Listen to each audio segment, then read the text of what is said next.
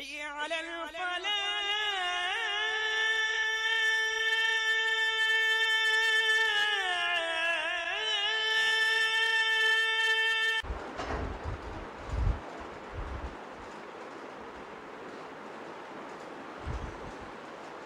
عزیزان ملت اسلامیہ، السلام علیکم ورحمۃ اللہ تعالی وبرکاتہ۔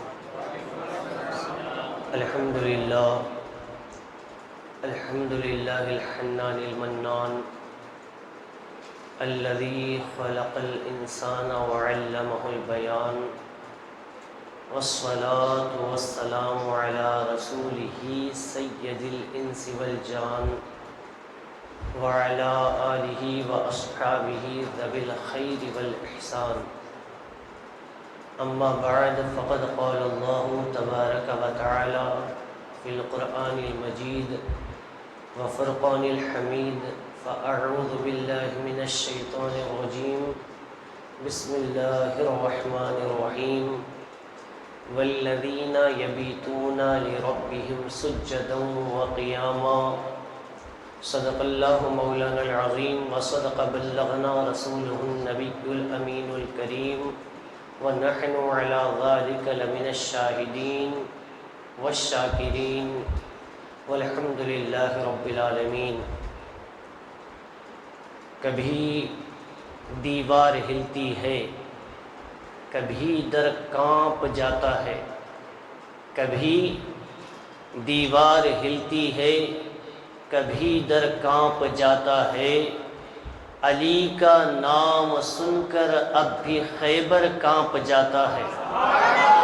کبھی دیوار ہلتی ہے، کبھی در کانپ جاتا ہے، علی کا نام سن کے اب بھی خیبر کانپ جاتا ہے۔ اور ہم عاشقوں کے امام اہل سنت، مجدد اعظم دین و ملت، امام عشق و محبت، پیشوائے اہل سنت، امام احمد رضا خان فاضل بریلوی علیہ رحمت و رضوان ارشاد فرماتے ہیں، بہر تسلیم علی میدان میں، بہر تسلیم علی میدان میں سر جھکے رہتے ہیں تلواروں کے۔ شعر تھوڑا سا یہ حضرت کا نہیں ہے، اعلیٰ حضرت کا ہے، تو اس لیے سمجھنے کے لیے دماغ بھی اعلیٰ ہونا چاہیے۔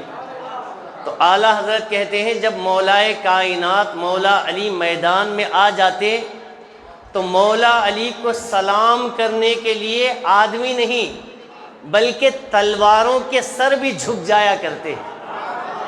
بہر تسلیم علی میدان میں سر جھکے رہتے ہیں تلواروں کے۔ عرض و معروض کا سلسلہ شروع کرنے سے قبل انتہائی عقیدت و محبت کے ساتھ اپنی عقیدت، محبت اور غلامی کا ثبوت دیتے ہوئے اپنے تصورات اور تخیلات میں گنبد خضرا کو بسا کر مدینے کی جانب لو لگا کر اللہ کے حبیب، انبیاء کے خطیب، زخم خوردہ انسانیت کے طبیب، شفیع الامم، صاحب جود و کرم، نازش آدم، فخر آدم و بنی آدم، حبیب رحمان، مالک فیضان، صاحب قرآن، جان ایمان، روح ایمان، نور ایمان، عرش اعظم کے خصوصی مہمان، خسرو خوباں، سیاہ لامکاں، نازش ہر دو جہاں، نیر تاباں، سرور لالا رخاں، جناب احمد مجتبیٰ تاجدار مدینہ، محمد عربی ارواح نافدہ صلی اللہ تبارک و تعالی علیہ وسلم کی بارگاہ نور میں کیف و سرور میں ڈوب کر بلند آواز سے درود پاک کا ہدیہ پیش کریں۔ اللہم صلی علی سیدنا و مولانا محمد وعلی آل سیدنا و مولانا محمد وبارک وسلم، صلاۃ و سلام علیک یا سیدی یا حبیبی یا مکی یا مدنی یا رسول اللہ صلی اللہ تعالی علیہ وسلم۔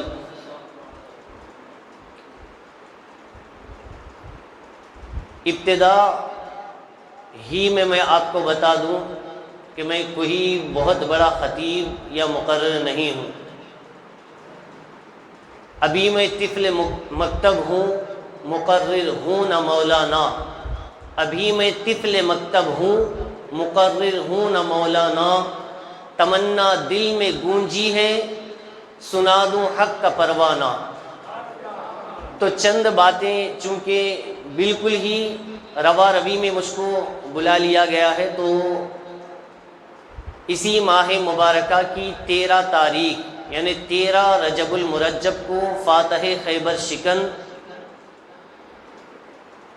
حضرت مولائے کائنات رضی اللہ تبارک و تعالی عنہ کا یوم ولادت ہے، تو اسی مناسبت سے چند باتیں اس نیت کے ساتھ کہ مولائے کائنات اپنے غلاموں کی فہرست میں سب سے آخر میں ہم کو بھی شامل کر لیں، اس سوچ کے ساتھ، اس تصور کے ساتھ، اس تخیل کے ساتھ مولائے کائنات کی بارگاہ میں انشاءاللہ ہم خراج عقیدت پیش کریں گے۔ دعا ہے کہ اللہ رب العزت ہم تمام کو کہنے سننے کے ساتھ ساتھ سن کر سمجھنے اور اس پر استقامت کے ساتھ عمل کرنے کی توفیق عطا فرمائے۔ ساتھ ہی رب کعبہ کی بارگاہ میں یہ بھی دعا ہے کہ مولا تعالی میری زبان سے نکلنے والے کلمات کو تاثیر کی شیرینی عطا فرما کر آپ کے دلوں اور ذہنوں میں اتار دے۔ مولائے کائنات حضرت مولا علی کرم اللہ تعالی وجہہ الکریم و رضی اللہ تعالی عنہ، یہ اسلام کی تاریخ میں بچپن میں ایمان لانے والے سب سے پہلے صحابی ہیں، یعنی بچپن کی حالت میں جنہوں نے اسلام قبول کیا ان میں سر فہرست میرے مولا علی کا نام آتا ہے، اور بچپن سے لے کر جوانی تک جتنی بھی آپ کی عمر مبارک ہے، جوانی تک 21 سال تک، جب تک کہ آپ کی شادی، آپ کا نکاح خاتون جنت حضرت فاطمہ رضی اللہ تبارک و تعالی عنہا سے نہیں ہوا، میرے آقا کی پرورش میں پلتے رہے۔ کتنی خوش نصیبی کی بات ہے کہ جس کا بچپن، جس کا لڑکپن، جس کی جوانی سرکار کی رفاقت میں، سرکار کی صحبت میں گزری ہو، اس علی کی عظمت کا ہم اندازہ کیا لگا سکتے۔ میرے علی رضی اللہ تبارک و تعالی عنہ کے تعلق سے امام حاکم فرماتے ہیں کہ جتنی قرآن کی آیتیں مولا علی کے حق میں نازل ہوئیں، اتنی قرآن کی آیتیں کسی بھی صحابی کے حق میں نازل ہی نہیں۔ یہ لکھتے ہوئے آپ فرماتے ہیں کہ مولا کائنات کے حق میں قرآن کریم کی 300 سے زیادہ آیتیں آپ کے حق میں نازل ہوئی۔ یہ اللہ تبارک و تعالیٰ نے آپ کو شرف عطا فرمایا، آپ کے علاوہ کسی صحابی کو یہ شرف نہیں ملا۔ حالانکہ ہم اہل سنت کا عقیدہ یہ ہے کہ فضیلت کے اعتبار سے، خلافت کے اعتبار سے سب سے پہلا نمبر حضرت ابو بکر کا ہے، پھر حضرت عمر کا ہے، پھر حضرت عثمان کا ہے، پھر مولائے کائنات کا ہے۔ یہ تمام چیزیں اپنی جگہ مسلم ہیں، مگر جتنی قرآن کی آیتیں مولا علی کے حق میں نازل ہوئیں اتنی کسی اور صحابی کے حق میں نازل نہیں ہوئی۔ اور میرے آقا سید عالم صلی اللہ علیہ وسلم نے حضرت علی کے شان میں اتنی حدیثیں بیان فرمائی کہ جن کا شمار سینکڑوں میں نہیں بلکہ ہزاروں میں، علماء فرماتے ہیں ہزاروں کی تعداد میں حدیثیں حضرت مولا علی کی شان میں ہمیں ملتی ہیں۔ میرے آقا نے ایک حدیث پاک میں فرمایا جس کو بارہا آپ علماء سے سنتے ہیں، آقا علیہ الصلاۃ والسلام فرماتے ہیں انا مدینۃ العلم وعلی بابھا، کہ میں علم کا شہر ہوں اور علی اس شہر کا دروازہ ہے۔ علی اس شہر کا دروازہ ہے۔ اور کیسا علم اللہ نے مولائے کائنات مولا علی کو عطا فرمایا تھا، کتب سیرت میں ہمیں ملتا ہے کہ جب حضرت مولا علی رضی اللہ تبارک و تعالی عنہ جب اونٹ پر یا گھوڑے پر سوار ہوتے تو ایک پیر ڈالتے، دوسرا پیر ڈالنے سے پہلے آپ قرآن کریم مکمل تلاوت کر لیتے۔ یہ آپ کی کرامت ہے کہ ایک پیر آپ نے گھوڑے پر رکھا، دوسرا پیر رکھنے سے پہلے آپ قرآن کریم مکمل کر لیتے۔ میرے آقا علیہ السلام نے مولا علی کے شان میں یہاں تک بیان فرمایا، العلی مع القرآن والقرآن مع علی، قرآن علی کے ساتھ اور علی قرآن کے ساتھ۔ یہ دونوں اتنا ان کا قرب ہے، میرے آقا نے قربت کو بیان فرمایا کہ علی میں اور قرآن میں کتنی قربت ہے، کتنی نزدیکی ہے۔ میرے آقا فرماتے ہیں یہ دونوں جدا ہو ہی نہیں سکتے، اس لیے کہ قرآن علی کے ساتھ اور علی قرآن کے ساتھ۔ اور ایسا آقا نے ان کی قربت کو، دونوں کی قربت کو بیان فرمایا، اسی لیے مولائے کائنات آپ ارشاد فرماتے ہیں کہ اگر میں، یہ مولائے کائنات کا قول ہے، آپ فرماتے ہیں کہ اگر میں قرآن کی سورہ فاتحہ کی تفسیر لکھنے کے لیے بیٹھ جاؤں، کس کی؟ پورے قرآن کی نہیں، صرف سورہ فاتحہ کی، ایک سورت کی، جو قرآن کریم میں 114 سورتیں ہیں، ان میں سے ایک سورت سورۃ الفاتحہ۔ میرے مولائے کائنات فرماتے ہیں کہ اگر میں سورۃ الفاتحہ کی تفسیر لکھنے کے لیے بیٹھ جاؤں تو اللہ کے فضل سے اتنا لکھوں، اتنی تفسیر لکھوں کہ 100 اونٹ اس بوجھ کو اٹھانے کے لیے درکار ہوں گے۔ کتنے؟ 100۔ بعض ایک روایت میں ہے 70 اونٹ، ایک روایت میں ہے 100 اونٹ۔ تو مولا کائنات کو اللہ نے کتنا علم عطا فرمایا ہوگا۔ اب ذرا غور کریں، دوسری مثال سے آپ کو مولا علی کا علم سمجھاؤں کہ مولا علی کو علم کتنا تھا۔ اللہ نے ساری آسمانی کتابوں کو ایک کتاب میں جمع کر دیا۔ 104 آسمانی کتابیں، صحیفے کتنے اس کا تو حساب اللہ اور اس کا رسول جانے۔ 104 آسمانی کتابوں کو اللہ نے ایک کتاب میں جمع کر دیا، اور اس کتاب کا نام ہے قرآن۔ کیا نام ہے؟ قرآن۔ اللہ نے فرمایا وَتِبْيَانًا لِكُلِّ شَيْءٍ، کہ ہم نے اس کتاب میں ہر چیز کا روشن بیان رکھ دیا۔ اب جس کو جتنا فہم ہے، جس کے پاس جتنی فراست ہے، وہ اپنے فہم سے، اپنے ادراک سے، اپنی فراست سے اتنا ہی قرآن کو سمجھتا گیا۔ اللہ نے ساری آسمانی کتابوں کو ایک کتاب میں جمع کر دیا، اور پورے قرآن کو اللہ نے سورہ فاتحہ کے اندر جمع کر دیا۔ یعنی پورا قرآن سورہ فاتحہ کے اندر رکھ دیا، اور پوری سورہ فاتحہ کو اللہ نے بسم اللہ میں رکھ دیا۔ اور علماء فرماتے ہیں پوری بسم اللہ کو اللہ نے بسم اللہ کے با میں رکھ دیا، اور پورے با کے اندر جتنے بھی رموز ہیں ان تمام کو اللہ نے با کے نقطے میں رکھ دیا۔ اور مولائے کائنات فرماتے ہیں لوگوں، اللہ کے رسول نے یوں ہی میرے حوالے سے نہیں فرمایا انا مدینۃ العلم وعلی بابھا۔ اس بسم اللہ کے با کے نیچے جو نقطہ ہے وہ کوئی اور نہیں، میں خود علی ہوں۔ اس نقطے کو اگر سمجھنا ہو، اب ذرا غور کریں، پورے قرآن کو اگر سمیٹ دیا جائے تو بسم اللہ کے با کا نقطہ، پورے قرآن کو اگر سمیٹ دیا جائے تو بسم اللہ کے با کے نیچے کا نقطہ، اور بسم اللہ کے با کے نقطے کو اگر پھیلا دیا جائے تو پورا قرآن۔ اور مولا علی فرماتے ہیں وہ نقطہ کوئی اور نہیں، میں علی ہوں۔ اور کیسا علم اللہ نے علی کو عطا فرمایا۔ شیخ عبدالحق محدث دہلوی رحمۃ اللہ تعالی علیہ، یہ وہ محدث ہیں جن کو صرف سنی ہی نہیں مانتے بلکہ اہل سنت کے علاوہ جتنے بھی مکاتب فکر کے علماء ہیں تمام ان کو ماننے کا دعویٰ کرتے ہیں، مگر حقیقت میں ماننے والے ہم ہیں۔ اس لیے کہ شیخ عبدالحق محدث دہلوی یہ ہم سنیوں کا امام ہے۔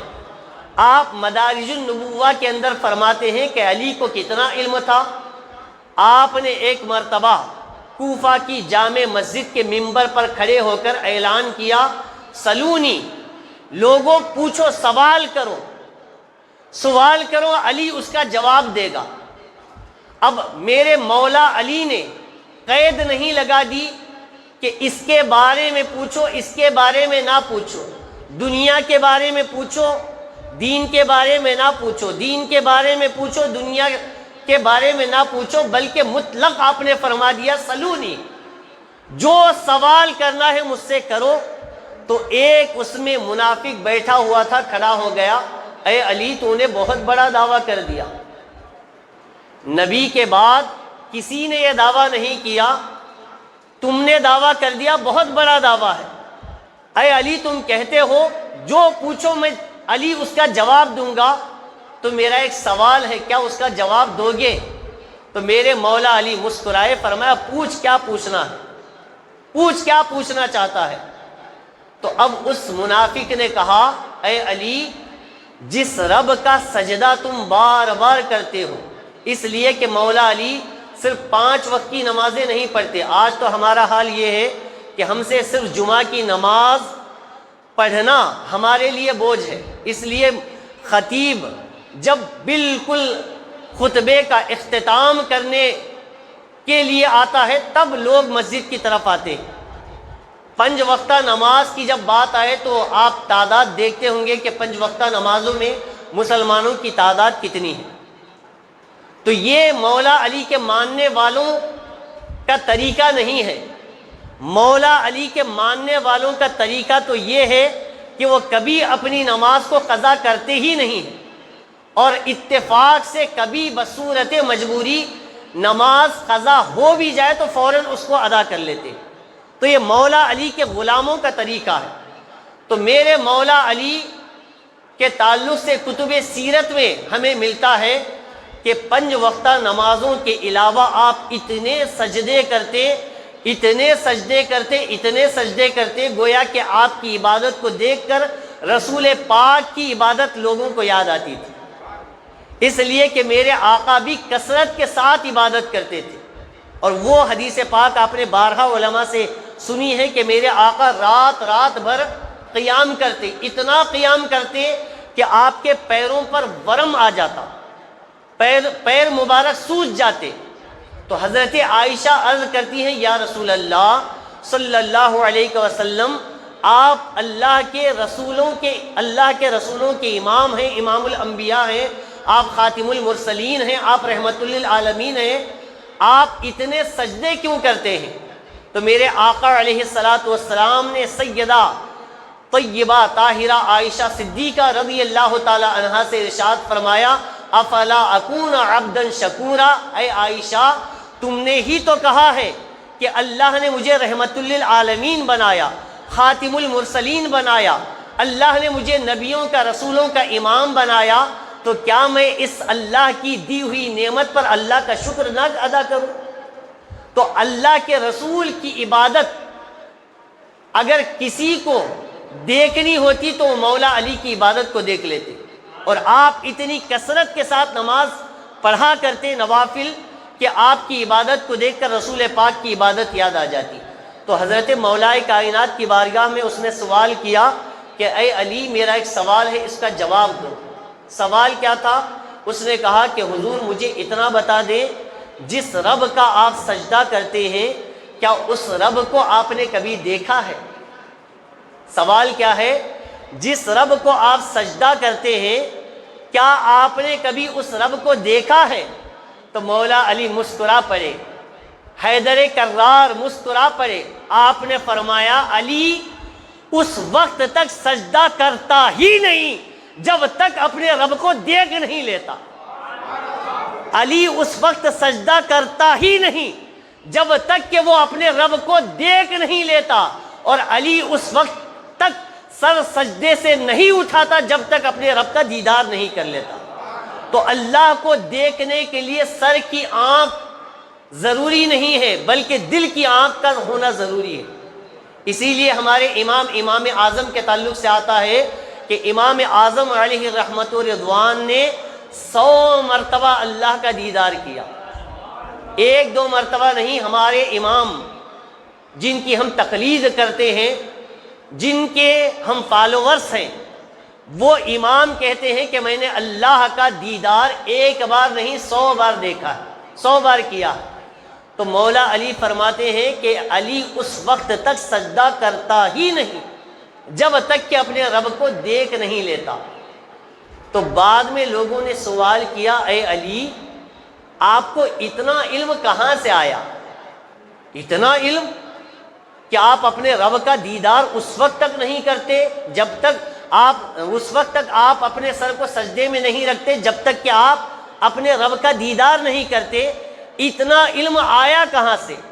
تو شیخ عبدالحق محدث دہلوی اپنی شہرا آفاق کتاب مدارج النبوہ کے اندر لکھتے ہیں، مولا علی نے فرمایا کہ جب کریم رسول کا آخری وقت آیا، جب کریم رسول کا ظاہری دنیا سے جانے کا آخری وقت آیا، تو کریم نبی نے مجھے وصیت کی، اے علی جب میں اس ظاہری دنیا سے کوچ کر جاؤں تو اپنے ہاتھوں سے میرے جسم کو غسل دینا اور اپنے ہاتھوں سے میرے جسم کو کفن دینا۔ تو جیسے ہی کریم نبی کی وصیت کے مطابق سرکار کا ظاہری دنیا سے وصال ہوا، تو میں نے کریم نبی کے جسد مبارکہ کو غسل دیا۔ تو غسل دینے کے بعد پورے جسم پر پانی کے جو قطرے تھے ان کو میں نے ایک رومال سے پوچھا، تو حلق کا یہ جو گڑھا ہوتا ہے یہاں پر پانی کے چند قطرے بچ گئے تھے۔ الفاظ کو آپ نے غور سے سننا ہے۔ مولا علی فرماتے ہیں پورے جسم کو میں نے کپڑے سے پوچھ دیا، یہ جو حلق کا گڑھا ہوتا ہے یہاں پر پانی کے چند قطرے بچ گئے تھے۔ دماغ نے کہا اے علی پورے جسم کو پوچھ دیا ہے، ان قطروں کو بھی پوچھ دے۔ مگر دل نے کہا، یا اپنی زبان میں کہوں تو عشق نے کہا، اے علی یہ وہ رسول کا حلقوم مبارک ہے کہ جس حلقوم مبارکہ سے سرکار اپنے رب سے کلام کرتے تھے، یہ کوئی معمولی حلق نہیں ہے۔ تو جیسے ہی میرے عشق نے کہا اے علی سوچتا کیا ہے، آگے بڑھ اور چسکی لگا کر اس پانی کے قطروں کو پی جا۔ حضرت مولا علی فرماتے ہیں، اور ناقل کون ہیں، نقل کرنے والے کون ہیں؟ شیخ عبدالحق محدث دہلوی ہیں۔ آپ فرماتے ہیں کہ جیسے ہی میں آگے بڑھا، آگے بڑھنے کے بعد میں نے اپنے ہونٹ مبارک نبی کے حلقوم سے لگائے، تو جو پانی کے قطرے نبی کے حلقوم مبارک کے گڑھے میں موجود تھے میں نے چسکی لگا کر پی لیا۔ اے علی ہوا کیا؟ تو مولا علی فرماتے ہیں ان پانی کے چند قطروں کا میرے حلق سے اترنا تھا۔ علمت ما فی السماوات وما فی الارض، علی نے جیسے ہی پانی کے ان چند قطروں کو پی لیا جو 7 زمینوں میں تھا اور جو 7 آسمانوں میں تھا، اللہ نے سارے غیبوں سے پردے ہٹا دیے۔ جو 7 زمینوں میں تھا وہ بھی میں نے دیکھ لیا، جو 7 آسمانوں میں تھا وہ بھی مجھ پر عیا ہو گیا۔ یہ مولا علی کا علم ہے۔ کتنا علم علی کو اللہ نے عطا فرمایا کہ بڑے بڑے فیصلے جب حضرت عمر بن خطاب، کون عمر کہ جو 25 لاکھ، ایک روایت کے مطابق 22 لاکھ، ایک روایت کے مطابق 26 لاکھ مربع میل کا واحد حکمران، آپ اس کو یوں سمجھیں آدھی دنیا کا بادشاہ۔ حضرت عمر کا دور آیا، اور یہ وہی عمر ہے کہ جس کے تعلق سے میرے آقا نے فرمایا کہ اگر میرے اوپر نبوت کا دروازہ بند نہ ہوتا، اگر مجھ پر نبوت کا دروازہ بند نہ ہوتا میرے بعد کوئی نبی ہوتا تو وہ میرا عمر ہوتا۔ ایک دن میرے آقا نے، یہ وہی عمر ہے کہ ایک دن میرے آقا کی بارگاہ میں جبریل آئے۔ کون جبریل؟ جو سید الملائکہ ہے، رسول ملائکہ ہے، نوریوں کا سردار ہے، سدرۃ المنتہا جس کا مقام ہے، وہ جبریل میرے آقا کی بارگاہ میں آیا۔ میرے آقا کی بارگاہ میں اس نے سلام کیا۔ میرے آقا نے فرمایا اے جبریل میرے عمر کی تعریف بیان کر۔ کس کی؟ میرے عمر کی تعریف بیان کر۔ تو جبریل عرض کرتے ہیں ہاتھ جوڑ کر، یا رسول اللہ صلی اللہ علیہ وسلم، اللہ تعالی مجھے نوح کی عمر عطا کرے۔ کس کی؟ جناب نوح علیہ السلام کی عمر عطا کرے۔ روایات کے مطابق آپ کی عمر مبارک 950 برس، 950 برس۔ جبریل کہتے ہیں یا رسول اللہ، اللہ اگر مجھے نوح علیہ السلام کی عمر عطا کرے اور ساری عمر 950 سال اگر میں لگاتار عمر کی تعریف بیان کروں، میری عمر ختم ہو جائے گی، آپ کے عمر کی تعریف کما حقہ بیان نہیں ہو سکتی۔ تو وہ عمر، جب عمر کا دور آیا تو عمر حل نہیں کر پاتے تھے۔ جن مسائل کو حضرت عمر حل نہیں کر پاتے تھے تو حضرت عمر رضی اللہ تعالیٰ عنہ کہتے چلو یہ مسئلہ لے کر اس کی بارگاہ میں چلتے ہیں جس کو میرے آقا نے کہا باب مدینۃ العلم۔ تو وہ مسئلے لے کر مولا عمر، کون عمر؟ کہ جس کی نیکیاں آسمان کے ستاروں جتنی ہیں۔ کون عمر؟ کہ وہ عمر جس راستے سے گزرے شیطان اپنا راستہ بدل دے۔ کون عمر؟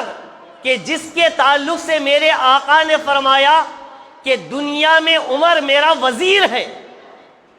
وہ عمر جب بھی کوئی پیچیدہ مسئلہ آتا، آپ سے حل نہ ہو پاتا، تو آپ کہتے چلو اس کی بارگاہ میں چلتے ہیں کہ جس کو میرے آقا نے کہا ہے کہ میں علم کا شہر ہوں، علی اس علم کے شہر کا دروازہ ہے۔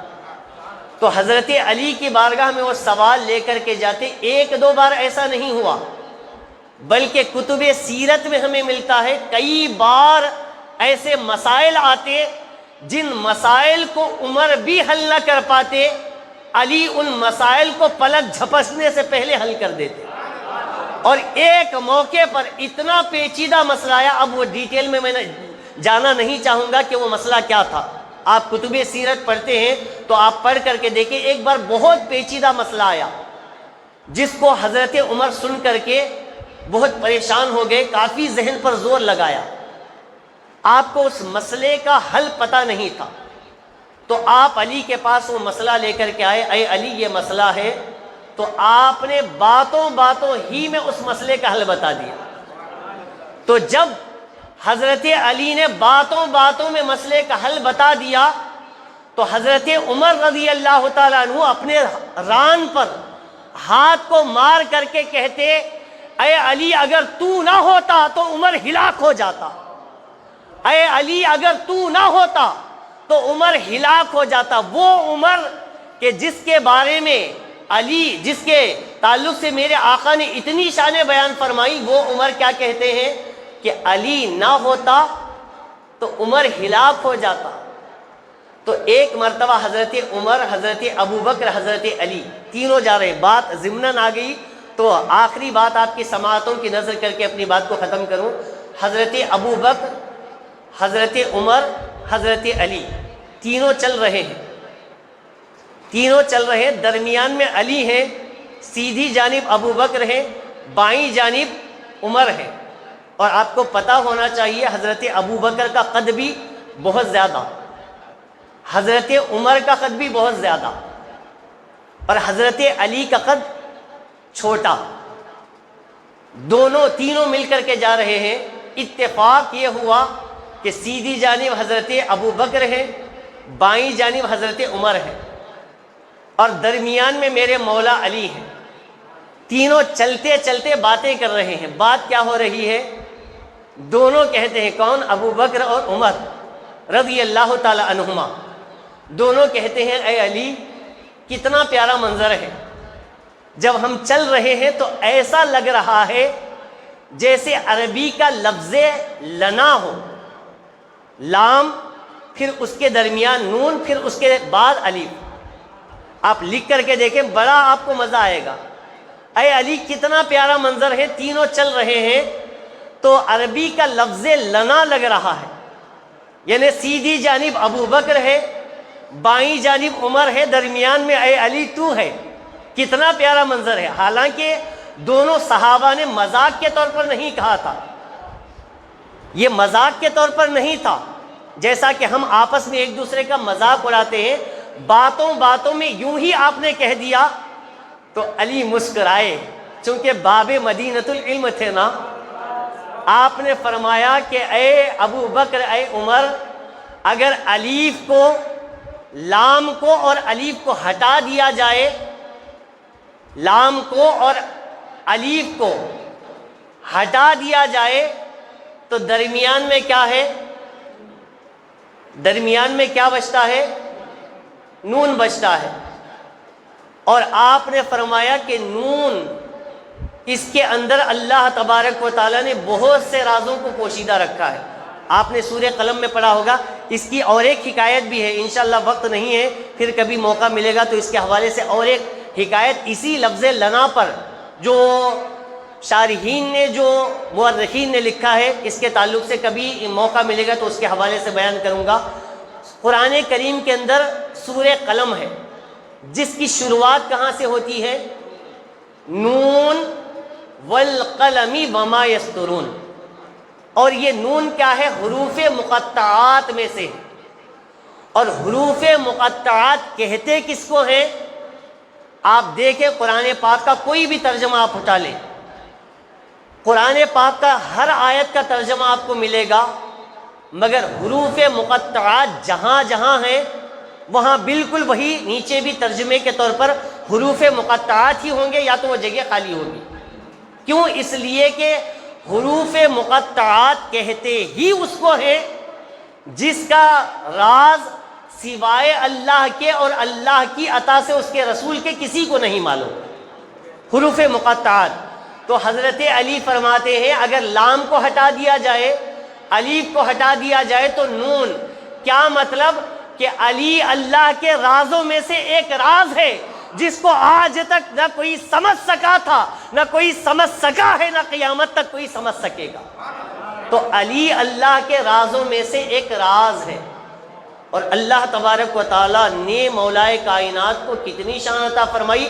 آخری بات آپ کی شہادت کے حوالے سے، 21 رمضان المبارک کو آپ کی شہادت، یعنی ماہ رمضان کی 21 تاریخ کو آپ کا یوم شہادت ہے. شہادت جب ہوئی تو آپ نے اپنے چھوٹے صاحبزادے امام حسین کو بلا کر کچھ نصیحتیں کی. پھر اس کے بعد فرمایا بیٹا حسین، جب میں دنیا سے چلا جاؤں تو جس کمرے میں، جس حجرے میں میرا وصال ہو جائے، اس حجرے میں میرے وصال کے بعد تھوڑی دیر کے لیے مجھے تنہا چھوڑ کر، میرے جسد خاکی کو تنہا چھوڑ کر کے سب باہر چلے جانا. تو جب آپ کا وصال ہوا، جب آپ کی شہادت ہوئی، تو جس کمرے میں آپ کی شہادت ہوئی، مورخین لکھتے ہیں کہ امام حسین رضی اللہ تبارک و تعالی عنہ نے حسب وصیت آپ کے شہادت کے واقع ہونے کے تھوڑی دیر بعد آپ کمرے میں حضرت علی کے جسم مبارکہ کو تنہا چھوڑ کر چلے گئے. حضرت امام حسین فرماتے ہیں کہ باہر جا کر میں نے کمرے کو بند کر دیا تو اندر سے میں آوازیں سن رہا تھا کہ کوئی آوازیں دے. اور مولا کائنات نے یہ بھی وصیت فرمائی تھی جب میرا وصال ہو جائے، جب میری شہادت واقع ہو جائے تو بیٹا مجھے غسل بھی نہ دینا، کفن بھی نہ دینا، بلکہ اللہ نے یہ سارا انتظام پہلے ہی کر دیا. حضرت امام حسین فرماتے ہیں جب آپ کی شہادت واقع ہوئی تو میں کمرے کو بند کر کے باہر چلا گیا تو میں دھیمی دھیمی آواز سن رہا تھا اندر سے کوئی کہنے والا کہہ رہا تھا کہ نبی اکرم صلی اللہ علیہ وسلم کا ظاہری دنیا سے وصال ہو گیا، ان کے وصال کے بعد خاتم الخلفاء جو آخری خلیفہ ہیں وہ بھی اس دنیا سے چلے گئے۔ اس طرح کی کئی آوازیں میں سن رہا تھا۔ تھوڑی دیر کے بعد میں نے کمرے کو کھولا، حجرے کو کھولا، کیا دیکھتا ہوں کہ حضرت مولائے کائنات مولا علی کے زلفوں سے غسل کے تازہ قطرے ٹپک رہے، اور میں نے اوپر سے چادر ڈالی ہوئی تھی، چادر ہٹا کر دیکھا تو مولائے کائنات مولا علی کرم اللہ تعالی وجہ الکریم کا کفن بھی پہنایا جا چکا ہے، اور آپ کو دفنایا کیسے گیا وہ بھی ایک عجیب طویل واقعہ ہے۔ انشاءاللہ کبھی فرصت ملے گی، کبھی ایسا موقع ملے گا تو آپ کی سماعتوں کی نظر کرنے کی کوشش کروں گا۔ دعا ہے کہ اللہ رب العزت ہم تمام کو مولائے کائنات مولا علی کرم اللہ تعالی وجہ الکریم و رضی اللہ تعالی عنہ کے فیوز و برکات سے مالا مال فرمائے۔ حضرت مولائے کائنات کی سیرت طیبہ پر ہم تمام کو عمل کی توفیق عطا فرمائے۔ مولائے کائنات کا صدقہ ہم تمام کو جب تک دنیا میں رکھے مولا تعالی ہم تمام کو صحت والی، ایمان والی، عزت والی زندگی عطا فرما۔ مولائے کائنات کی ولایت کے صدقے میں پروردگار عالم ہم تمام کو مرنے سے پہلے توبہ کی توفیق عطا فرما۔ موت کے وقت ہم تمام کی زبانوں پر کلمہ طیبہ کے ورد جاری فرما۔ قیامت کے دن حضرت مولائے کائنات مولا علی کے سچے غلاموں میں داخل اور شامل فرما۔ آمین یا رب العالمین۔ وآخر دعوانا ان الحمدللہ رب العالمین۔ السلام علیکم ورحمۃ اللہ تعالی وبرکاتہ۔ بی سلام علیکہ یا رسول، سلام علیکہ یا حبیب، سلام علیکہ صلوات اللہ علیکہ یا نبی، سلام علیکہ یا رسول،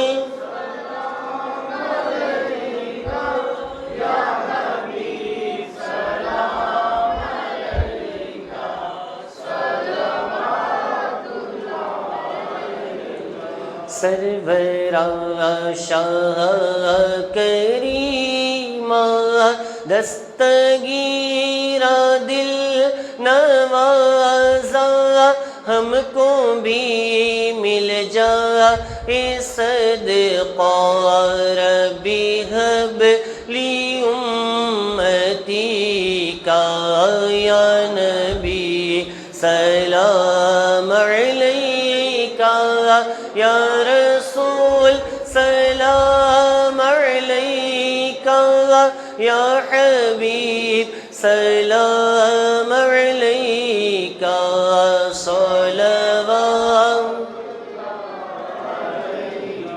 الصلاة والسلام عليك يا رسول الله، الصلاة والسلام عليك يا حبيب الله، الصلاة والسلام عليك يا نورا من نور الله صلى الله تعالى عليه وسلم۔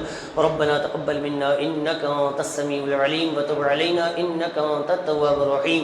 اللهم إنا أسألك العفو والعافية والمعافاة الدائمة في الدين والدنيا والآخرة، وصلى الله تعالى على خير خلقه سيدنا ومولانا محمد وعلى آله وأصحابه أجمعين برحمتك يا أرحم الراحمين بحق لا إله إلا الله۔